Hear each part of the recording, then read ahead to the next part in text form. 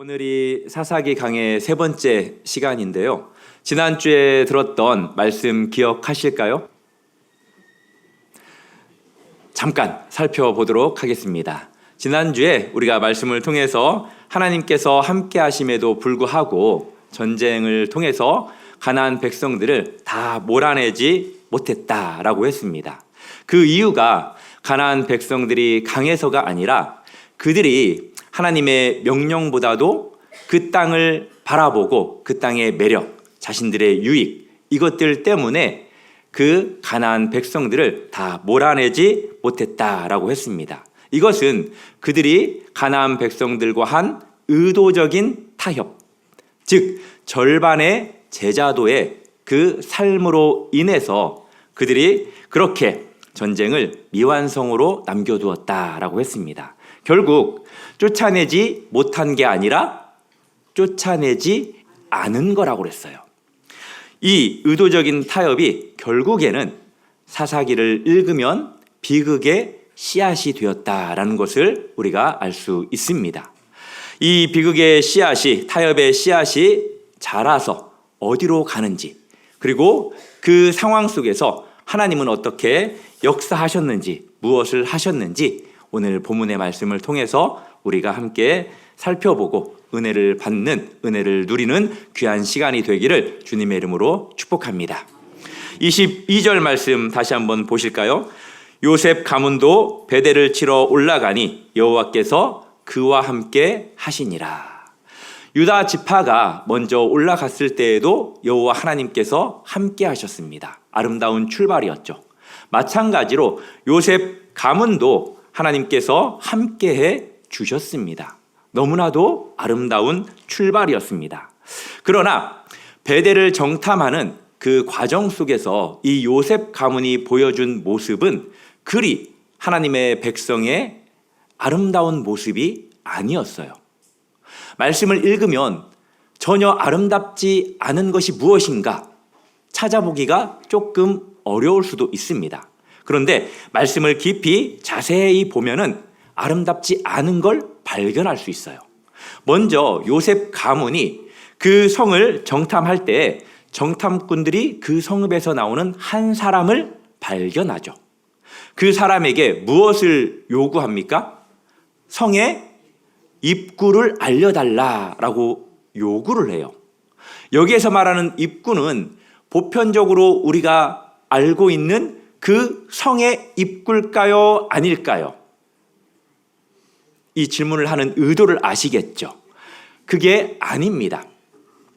고대 가나안 성읍들에는 외부 수원지에서 이렇게 연결된, 수원지와 연결된 비밀 통로가 있었어요. 지하 통로죠. 정탐꾼들은 바로 그것을 한 사람의 배신을 통해서 얻으려고 했습니다. 그 입구를 알려달라라고 요청을 한 거예요. 그런데 이게 무슨 잘못이냐? 맞아요. 그럴 수 있습니다. 그런데 이 배신을 이끌어내기 위해서 이 정탐꾼들이 사용한 용어가 잘못되었어요. 그 용어가 어떤 용어입니까? 하반절에 보면은 우리가 내게 어떻게 하겠다? 선대하리라. 여기에서 선대하리라라는 이 단어가 혹시 히브리어로 어떤 단어인지 아세요? 맞아요. 헤세드라는 단어입니다. 우리 성도님들 많이 들어보셨죠? 헤세드. 헤세드의 의미는 하나님의 언약적 그 신실하심, 변하지 않는 그 사랑, 이것을 구약에서 가장 깊고 숭고한 단어로 사용된 용어예요. 시편 기자들이 하나님의 신실하심을 노래할 때, 인자하심을 노래할 때 이 헤세드라는 단어를 사용했고, 또 선지자들이 하나님께서 돌이키지 않는다라는, 우리를 버리지 않는다라는 그 사랑을 선포할 때 사용되었던 단어이기도 합니다. 그런데 지금 요셉 가문은 이 거룩한 단어를, 너무나도 숭고하고 아름다운 단어를 촉보가 아니라 첩보 거래를 흥정하는 이 상황 속에서 사용하고 있다라는 거예요. 혹시 성경의 여러 사건 가운데 하나님의 이 아름다운 언어를 잘못 사용한, 이렇게 흥정하는 것처럼 사용한 사건이 있습니다. 그 사건이 어디에 나오냐면 창세기에 나와요. 야곱에게 딸 하나가 있었죠. 그 디나가 강간당한 그 사건 속에서 그 야곱의 아들들이 그 세겜 족속들에게 이렇게 요구하잖아요. 다 할례를 행해라. 모든 남자들이 다 할례를 행한다면 우리가 여자들을 너희들에게 주겠다라고 그렇게 흥정을 합니다. 이것은 몰살하기 위한 잔인한 위장 전술이었어요. 흥정이었습니다. 결국 시므온과 레위가 그 할례받아 고통 중에 있었던 그 세겜 땅의 모든 남자들을 다 칼로 잔인하게 진멸합니다.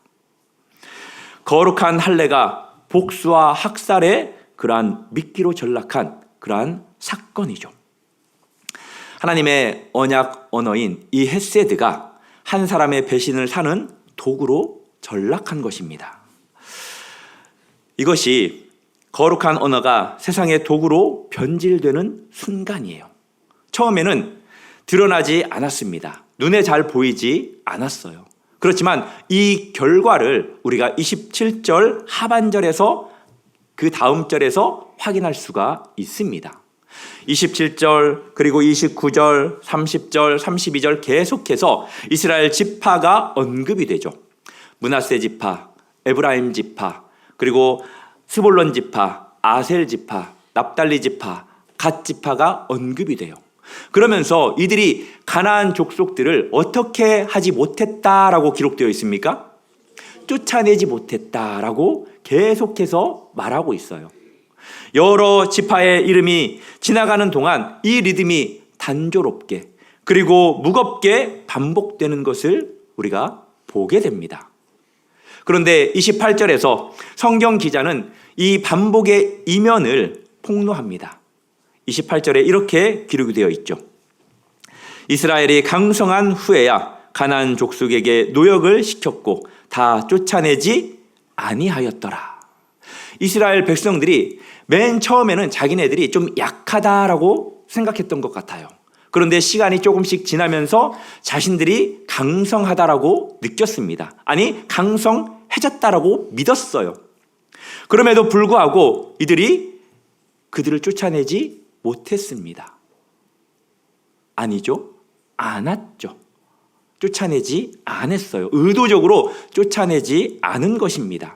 이것이 바로 지난주에 드렸던 말씀의 내용이죠. 이스라엘 백성들이 강해졌을 때 하나님께 어떻게 했어야 될까요? 순종했어야 되죠. 우리도 그렇잖아요. 하나님, 내가 조금만 좋아지면 순종하겠습니다. 그러면 어떻게 되나요? 순종합니까? 똑같아요. 이스라엘 백성들이나 우리들이나 별반 다르지 않습니다. 오히려 자신들의 그 강성한 힘을 빌어서 가나안 백성들을 노역자로 삼습니다. 경제적으로 이익을 그들이 추구합니다. 이 타협이 어디까지 갑니까? 34절까지 가요. 34절에 보면은 이렇게 기록이 되어 있습니다. 아모리 족속이 단 자손을 산지로 몰아넣고 골짜기로 내려오기를 용납하지 아니하였으며. 이스라엘 백성들이 가나안 족속을 이렇게 쫓아냈었는데 지금은 가나안 족속이, 아모리 족속이 단 지파를 산지에 몰아넣었어요.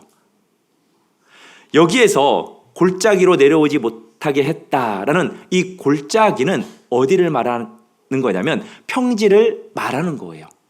이스라엘의 지도를 보면은 우리나라 태백산맥 그처럼 이렇게 왼쪽에서는 오른쪽으로 쭉 올라갑니다. 그리고 올라가서 다시 동쪽으로는 좀 내려오는 이러한 모양이에요. 산 위에서 아래를 보면은 어떻게 보입니까? 골짜기처럼 보이잖아요. 이제 여기서 사용된 골짜기, 에메크라는 이 단어는 아주 넓은 평지나 분지를 가리킬 때도 사용되었던 그러한 단어예요. 이스라엘은 이제 골짜기라고 이렇게 많이 표현을 했는데 대표적으로 우리가 알고 있는 이스라엘 평야, 이 평야라는 단어도 에메크, 골짜기라는 단어가 사용이 되었습니다. 어찌됐건 지금 상황이, 방향이 완전히 역전이 된 거예요. 처음에는 뭘 안 했지만 이제는 그 반대 상황이 된 거죠. 이스라엘이 산지로 지금 밀리는 그러한 상황에 처했습니다. 이것이 타협의 결말이에요. 여기 앉아 계신 성도님들 가운데 이런 분들이 어쩌면 주변에 계실 거라 생각이 드는데 신앙생활을 한때는 아주 열심히 했습니다. 정말 우리와 같이 주님을 위해서 너무나도 열심히 신앙생활을 했어요. 여러 곳에서 여러 분야에서 섬겼습니다. 그런데 이런저런 삶의 이유들로 지금은 잠시 신앙을 멈춰 있는 분들 주변에 있죠. 그분들이 어떻게 답을 합니까? 요즘 왜 신앙생활 안 하십니까? 라고 하면은 그들이 이렇게 이야기하죠. 방학 중이라고. 사랑하는 성도 여러분, 오늘 이 본문은 우리에게 그러한 분들에게 이렇게 질문합니다. 정말 방학 중이십니까? 아니면 방황 중이십니까? 사랑하는 성도 여러분, 하나님이 우리에게 방학을 줘요? 하나님은 우리에게 방학을 주지 않아요. 우리가 방황하는데 그것을 합리화하려고 방학 중이다라고 이야기하는 거죠. 멈춰 있는 게 아니에요. 잠시 쉬는 게 아닙니다. 그 방학, 그 방황은 계속해서 우리를 산지로 후퇴시키는 그러한 모습인 거예요. 제가 아주 친하고 가깝게 지내는 분이 있습니다. 이 분이 이제 가정을 꾸려서 자녀까지 있어요. 신앙생활을 아주 열심히 했습니다. 그런데 조금 먹고 살만 하니까 놀러 자주 가는 거예요. 여행을 자주 갑니다. 놀러 여행 가는 것 나쁜 거예요? 나쁘지 않은 거예요? 나쁘지 않아요. 언제 가느냐, 얼만큼 가느냐, 이제 이게 조금 다른 결과를 만들어내는데 주말 되면은 가는 거예요. 그래서 주일은 그 현지에서 드리겠다 예배를 이렇게 이제 마음을 굳게 먹고 주일날 예배를 드리러 가려고 하지만 몸이 무거운 거죠. 전날에 너무나 열심히 행복하게 놀아서. 그래서 그냥 자신이 처한 그곳에서 하나님 죄송합니다. 내가 교회에 가서 예배를 드리려고 했지만 몸이 피곤해서 그냥 이렇게 하나님께 기도로 예배를 마치겠습니다. 하나님 용서해 주세요. 다음에는 제가 웬만하면 주일을 성수하겠습니다. 그런데 또 어떤 일이 벌어집니까? 계속해서 놀러 가는 거죠. 이것을 안타깝게 여기는 분이 계시죠. 하나님이시기도 하지만 그의 부모님이 너무나도 안타깝게 여기신 거예요. 그래서 경고의 메시지를 날립니다. 그렇게 하지 않았으면 좋겠다. 주일을 성수하고 하나님 앞에 예배를 드렸으면 좋겠다. 하나님은 너의 예배를 받기를 원하신다. 너의 예배를 통해서 기뻐하시고 영광 받기를 원하신다. 라고 했습니다. 그런데 네라고 콩새같이 대답은 하고 주기적으로 또 가는 거예요. 그래서 이 부모님이 그렇게 기도를 한 거예요. 하나님, 안 되겠습니다. 하나님 마음 아프시죠? 저도 이렇게 마음이 아픈데 우리 하나님 마음은 얼마나 아프시겠습니까? 하나님, 회초리를 틀어서라도 돌이키게 해달라고. 하나님께서 어떤 사건을 통해서도 깨닫게 해달라고 그렇게 기도를 했대요. 어떻게 됐을까요? 하나님이 회초리를 들었을까요? 안 들었을까요? 어떻게 그렇게 잘 알아요? 맞아보셨습니까? 맞아요. 회초리를 들었는데 세상에 당사자를 때린 게 아니라 자식을 때려버렸어요. 그것도 아주 어린 둘째 아이를 치셨습니다. 그 현장에서 쳐가지고 아주 놀래서 번개처럼 자신이 살던 곳으로 돌아왔어요. 병원에 갔죠. 사랑하는 성도 여러분, 우리가 맞는 게 아파요? 우리 자식들이 맞는 게 아파요? 일부 때는 그렇게 대답 확실하게 안 하시더라고요. 그래서 일부 때는 제가 그런 멘트를 날렸어요. 자식보다도 자기가 더 아프다고. 그렇죠. 자식이 아픈 것만큼 우리가 얼마나 더 아픕니까? 차라리 자식은 안 아프고 내가 그 매를 맞았으면 하는 그 마음이 부모님의 마음이죠. 그 사건을 통해서 온전히 깨닫고 거의 주일날에는 예배를 성수하는 그러한 삶으로 완전히 바뀌었습니다. 사랑하는 성도 여러분, 타협이라는 것은 중간 지점이 아닙니다. 멈춰 있는 것이 아니라 후퇴라는 사실을 기억하시기를 바랍니다. 우리가 세상 속에 들어가서 빛으로 소금처럼 그렇게 살려고 노력하죠. 맨 처음에는 그렇게 사는 것처럼 여겨졌었죠. 그런데 지금은 어떻습니까? 그 세상의 문화들이, 그 세상의 삶의 그 습관들이, 관계의 그러한 방식들이 조금씩 우리들을 세상에 물들게 합니다. 그래서 빛과 소금처럼 살아가지 못하고, 처음에는 세상을 밀어냈지만 우리가 빛과 소금을, 아버지여, 그 밝음을 그리고 그 맛을 잃어버리고 우리가 살아가고 있지는 않습니까? 이것이 이스라엘의 서글픈 후퇴가 남긴, 타협이 남긴 이야기이기도 하지만 우리 삶의 이야기이기도 하다라는 거예요. 이스라엘의 타협이 너무나도 극에 달했습니다. 그들은 세상과 타협하며 가나안과 타협하며 살아갔을 때 하나님께서 어떻게 하셨습니까? 그 타협의 극에 달했을 때 하나님은 침묵을 깨시고 직접 개입하셨어요. 그 말씀이 2장 1절의 말씀입니다. 여호와의 사자가 길갈에서부터 복임으로 올라왔죠. 이것은 단순한 지리적 이동을 의미하는 것이 아니라 이것은 신학적 선언입니다. 길갈은 어떤 곳입니까? 길갈은 이스라엘 백성들이 요단강을 건너 처음으로 진을 쳤던 장소예요. 그리고 그곳에서 하나님의 명령에 의해서 무엇을 행했습니까? 할례를 행했습니다. 애굽의 수치를 굴려버렸다라고 선언한 언약 갱신의 장소가 바로 길갈이었어요. 여호수아와 함께 가나안을 향해서 승리의 진격이 시작된 첫사랑의 자리가 바로 길갈이었습니다.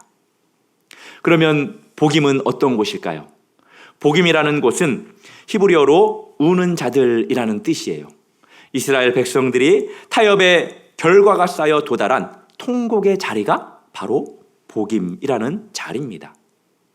길갈에서 복임으로 이 공간적 이동이 이스라엘의 영적 추락을 지도처럼 우리들에게 보여주고 있습니다. 첫사랑과 언약 갱신의 자리에서 타협과 통곡의 자리로 그렇게 이스라엘 백성들이 이동하게 된 거예요. 그런데 여기에서 가장 중요한 것은 무엇이냐? 이스라엘 백성들이 길갈로 올라갔습니까? 하나님의 사자가 길갈에서 복임으로 왔습니까? 후자죠. 하나님의 사자가 길갈로 올라간 것이 아니라 복임으로 올라오셨습니다. 이스라엘 백성들이 먼저 회개해서 하나님 앞에 나아간 것이 아니라 하나님의 말씀을 듣고 말씀을 들고 먼저 이스라엘을 찾아가셨다라는 거예요. 바로 오늘 이 본문이 선포하는 복음의 핵심이 이거예요. 여호와의 사자가 이스라엘 백성들이 있는 그 복임으로 찾아간 것. 이 사건이 바로 복음의 핵심입니다. 하나님은 타협한 백성들을 내버려 두지 않으십니다. 그분이 먼저 찾아오셨어요. 우리가 얼마나 많이 타협하면서 살아왔습니까? 그렇지 않아요? 저는 진짜 타협 많이 하면서 살아왔어요. 아마 야곱과 같은 성격을 가지신 분들은 타협을 많이 하면서 살아오셨을 거라 생각합니다. 삶의 그 무게 앞에서, 세상의 그 논리 앞에서 우리는 수없이 하나님이 아닌 다른 것들과 타협하면서 살아온 그러한 존재들입니다. 그럼에도 우리가 이 자리에 있는 것, 이것이 누구 때문입니까? 무엇 때문입니까? 하나님께서 우리에게 찾아오셨기 때문에 우리가 이 자리에 있는 것 아닙니까? 우리가 먼저 돌아와서가 아니잖아요.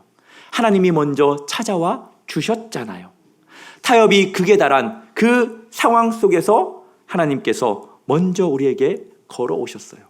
그 찾아오심이 없었다면 분명히 저와 우리 성도님들은 이 자리가 아닌 여전히 세상 속에서 살아가고 있지 않았을까요? 우리가 예배를 드리고 있다는 것 자체가 하나님이 우리의 복임을 향해 이미 걸어오셨다라는 사실입니다. 믿으십니까? 하나님의 사자가 이제 복임에서 하신 그 말씀의 순서를 우리가 좀 기억했으면 좋겠습니다. 그 순서가 어떤 겁니까? 먼저 1절 하반절에서 하나님께서 당신이 하신 일들이 있어요. 크게는 3가지인데 첫 번째는 애굽에서 내가 너희들을 인도해 냈다라는 것이고, 두 번째는 내가 너희 조상들에게 맹세한 땅으로 너희들을 들어가게 했다라는 것이고, 마지막 3번째는 내가 너희와 맺은 언약을 영원히 어기지 않겠다라는 거예요. 이 3가지 모두는 이스라엘 백성들이 행한 일이 아니라 하나님께서 행한 일이라는 거죠. 하나님은 고발 앞에 먼저 당신의 신실하심을 이스라엘 백성들에게 선포하고 있습니다. 내가 내 편에서 이것들을 모두 이루었다라고 선언하셨어요.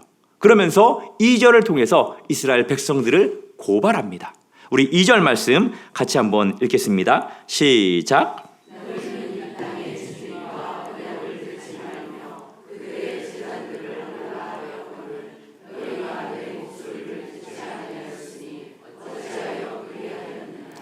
아멘. 하나님께서 마지막에 어떤 문장을 통해서 고발하냐면 어찌하여 그리하였느냐라는 말로 고발합니다. 단순한 질문이 아니에요. 어찌하여 너희가 그렇게 행동했느냐. 이 표현은 구약에서 하나님께서 이스라엘 백성들을 공식적으로 고소할 때 썼던 법정 언어입니다. 이제 그 내용은 어디에서 찾을 수 있냐면 호세아서와 미가서에서 찾을 수 있어요. 직접 찾아보지는 않겠지만 이스라엘 백성들의 죄악을 다루면서 고소하듯이 하나님께서 유사하게 말씀하십니다. 이것은 하나님께서 이스라엘 백성들을 지금 어디에 세우는 것이냐면은 법정 앞에 세우는 것입니다. 내가 너희를 애굽에서 이끌어냈다. 내가 언약을 지켰다. 그런데 너희는 어찌하여 이렇게 했느냐. 하나님은 이스라엘의 실패를 단순한 도덕적 실패로 보지 않고 있어요. 이스라엘의 실패를 하나님은 언약 파기로 보고 있고 관계의 배신으로 지금 보고 계신 거예요. 이렇게 타협이 가진 실패는 하나님의 마음을 아프게 한다라는 거예요. 3절에서 하나님의 선언이 이어집니다. 그러므로 내가 또 말하기를 내가 그들을 너희 앞에서 쫓아내지 아니하리니 그들이 너희 옆구리에 가시가 될 것이며 그들의 신들이 너희에게 올무가 되리라 하였노라. 하나님께서 그 가나안 백성들을 산지든 골짜기든 쫓아낼 능력이 없는 분일까요? 아니에요. 하나님은 쫓아낼 능력이 너무나도 많은 분이십니다. 그런데 지금 어떻게 말씀하고 있습니까? 야, 너네들이 싫어했어? 그것들을 쫓아내기를 너네들이 원하지 않았어? 그러면 내가 쫓아내주지 않겠다라고 선언하고 계신 거예요. 이스라엘이 탐욕으로 남겨둔 가나안 족속이 옆구리에 가시가 되었습니다. 옆구리에 가시 찔려 보셨어요? 안 찔려 보셨죠? 저도 안 찔려 봤어요. 그런데 그냥 상상해 보건대 손가락에 가시가 찔리면 아픈 것처럼 옆구리도 아프겠죠. 그리고 매력적이라고 포기하지 못한 그들의 신들이 목을 죄는 올무가 되었습니다. 이것은 신명기 28장에서 이미 선언된 언약의 저주가 실현되고 있는 모습인 겁니다. 이스라엘이 스스로 선택한 그 결과를 이스라엘이 직접 경험하게 하신 거예요. 사랑하는 성도 여러분, 이 상황을 깊이 한번 생각해 보세요. 이 상황이 하나님의 심판일까요? 아니면 하나님께서 훈육하시는 걸까요? 누구는 심판으로 여기시겠죠. 그리고 누구는 훈육으로 생각하실 겁니다. 히브리서 12장 6절의 말씀입니다. 같이 읽겠습니다. 시작.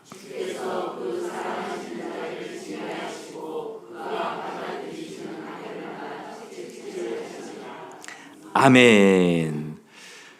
사랑하는 성도 여러분, 제가 조금 전에 예를 들어줬던 그 이야기, 만약에 하나님이 그 사람을, 그 가정을 싫어했다면 하나님께서 그렇게 회초리를 대셨을까요? 아니죠. 아예 내버려 뒀을 겁니다. 심판이라는 것은 끊는 거죠. 그런데 훈육은 붙잡는 겁니다. 하나님은 끊지 않고 하나님은 이스라엘 백성들을 붙잡아 주셨어요. 우리도 마찬가지 아닙니까?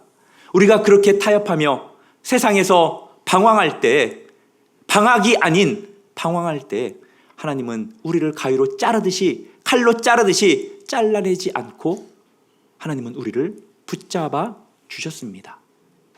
우리가 당하는 징계, 우리가 받는 채찍질, 이것이 하나님이 우리를 싫어서 하는 게 아니라는 걸 아시기 바랍니다. 자식들 때려보셨죠? 때릴 때 기분 좋아요? 웃으면서 때리신 부모님 계십니까? 마음에는 피눈물 흘리면서 괴로운 마음이지만 사랑하기 때문에, 변해야 되기 때문에 회초리를 대지 않으셨습니까? 말로 혼낼 때도 그렇죠. 나는 한 번도 안 때렸다. 지금 그런 성도님들이 갑자기 얼굴 표정으로 저를 바라보시는데, 솔직히 저도 한 번도 안 때리고 키워보려고 했었는데 아기가 어릴 때 제가 그걸 포기했어요. 매를 대는 것도 유익하겠다.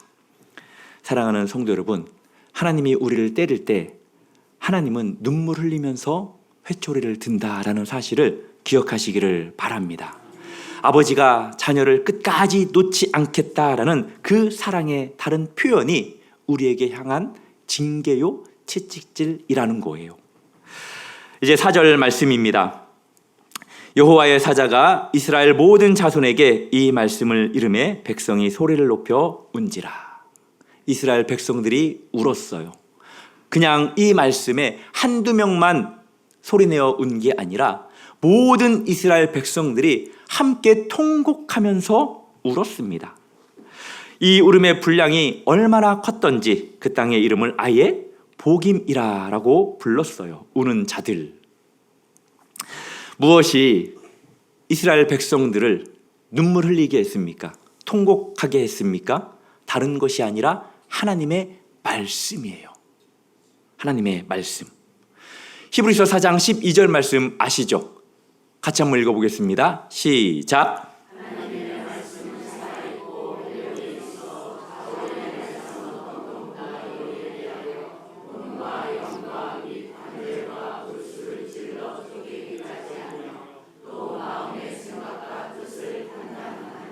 아멘. 믿으십니까? 하나님의 말씀은 우리의 마음을 조명하는 거울과 같습니다. 그 말씀이 우리 마음에 조명되면 우리는 아주 강한 찔림을 받아요. 찌르는 검이라고 했잖아요. 반면에 그 말씀의 검이 우리에게 꽂힐 때 또 다른 감정이 느껴지더라고요. 그 감정은 어떤 감정이냐? 두려움이 아니라 따뜻함을 느끼게 되더라고요. 우리의 심장이 그 말씀으로 인해서 뜨거워지잖아요. 그러면서 하나님 앞에 회개하고 뜨거운 눈물을 우리가 흘리지 않습니까?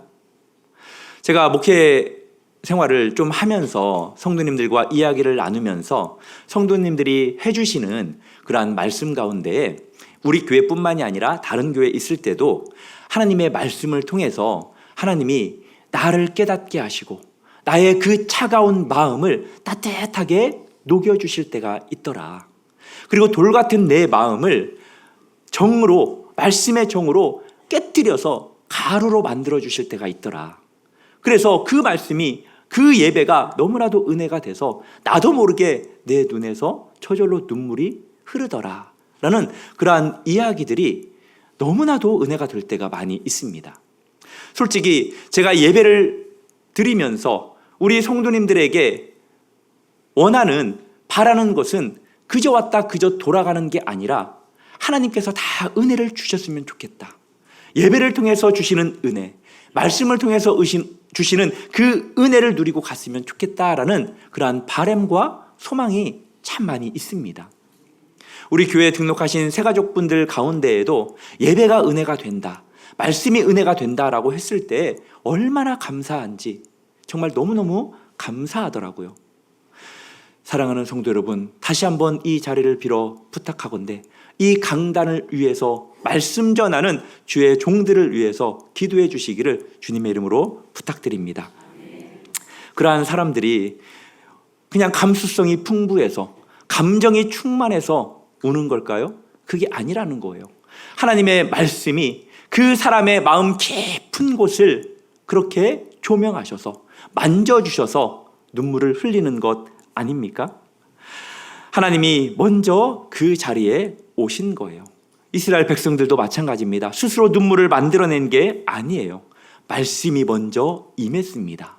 하나님의 말씀이 우리 성도님들의 심령 가운데 임하기를 주님의 이름으로 소망합니다. 그 말씀이 눈물을 만들어냈어요. 눈물보다 먼저 하나님이 찾아오셨다라는 거예요. 우리 5절 말씀 같이 읽겠습니다. 시작.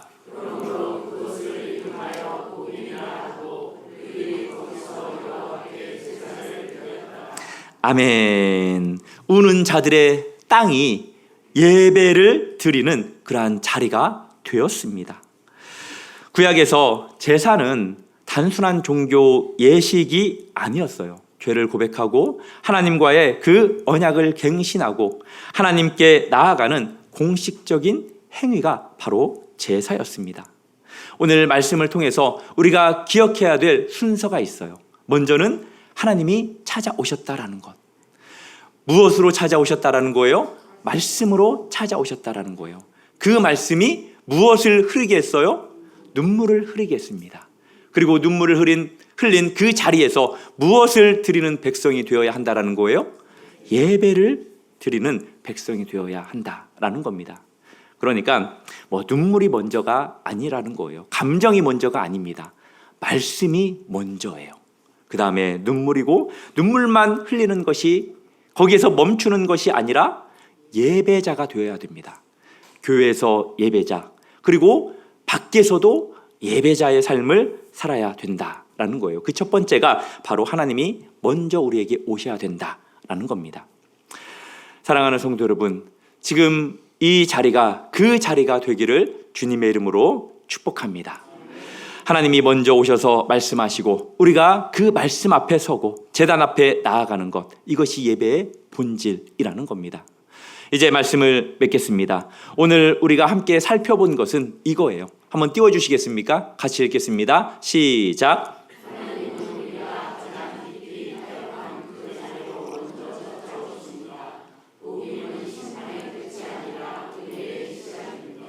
아멘. 복임은 심판의 끝이 아니라 은혜의 시작입니다. 하나님이 역사하시는 시작이에요.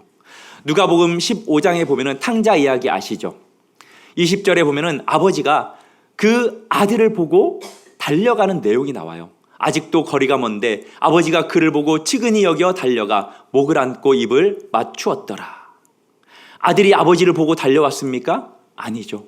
아버지가 멀리 거짓골의 모습을 보였던 그 아들, 그 누구도 알아보기 어려웠던 그 모습이지만 그 아들을 보고 아버지는 한 걸음에 달려갑니다. 그리고 그 아들을 끌어안고 입을 맞추죠. 그 아버지의 달려가는 그 모습이 여호와의 사자가 길갈에서 복임으로 올라오신 그 발걸음과 같습니다. 오늘 이 이야기는 예수 그리스도 안에서 완성되는 것을 보게 됩니다. 그분은 우리가 가장 깊이 타협하고 가장 처절하게 실패한 바로 그 자리까지 오셨어요. 겟세마네에서 땀이 핏방울처럼 흘려내렸지만 예수님은 타협하지 않으셨습니다. 십자가에서 죄와 사망의 그 가시와 올무를 끊으셨어요. 그리고 부활하셔서 지금 이 자리에 계십니다. 믿으십니까? 사랑하는 성도 여러분, 내 삶에서 하나님께서 쫓아내라고 하시는 것 있습니까? 여전히 붙들고 있는 것 있습니까? 헤세드를 거래 도구로 삼았던, 써왔던 그러한 자리가 있었습니까? 예배 시간에는 눈물을 흘렸지만 삶의 자리에서는 달라지지 않는 우리의 모습입니까? 괜찮아요. 괜찮습니다. 하나님이 오늘 이 말씀을 통해서 이미 우리들의 복임을 향해서 걸어 오셨습니다. 그 찾아오심 앞에서 말씀이 임하기를 소망하십시오. 눈물이 나면 그때는 눈물을 흘리십시오. 그것은 하나님이 우리 성도님들을, 저와 우리 성도님들을 포기하지 않으셨다라는 증거입니다. 눈물만 흘리는 것에서 멈추지 마시고 그 자리에서 제단을 세우십시오. 하나님을 예배하십시오.